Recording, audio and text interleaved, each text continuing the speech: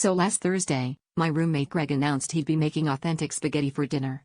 Nothing unusual, except he declared he'd use only chopsticks for every step, because, according to him, utensils are just a social construct.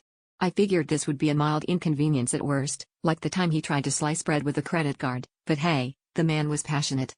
I settled in with a book, half expecting to intervene only if he managed to set off the smoke alarm again. About 20 minutes in, things got weird. Greg was trying to stir the spaghetti with 2 chopsticks and, as you might expect, he was making absolutely no progress. Instead of gently mixing the noodles, he was flinging them everywhere, onto the stove, the floor, the cat. At one point, he started twirling the chopsticks like some kind of martial arts chef, which resulted in several uncooked spaghetti strands flying across the living room and lodging themselves in the ceiling fan. By this point, our kitchen looked less like an Italian bistro and more like a Jackson Pollock painting made entirely of carbs. The real trouble started when Greg decided to speed up the process by cooking all the spaghetti at once in the world's smallest pot. He tried to pry the mass apart with the chopsticks, but this just created a giant, tangled spaghetti blob. Undeterred, he attempted to karate chop the tangle, but instead, he just wound up creating a pair of what can only be described as pasta nunchucks.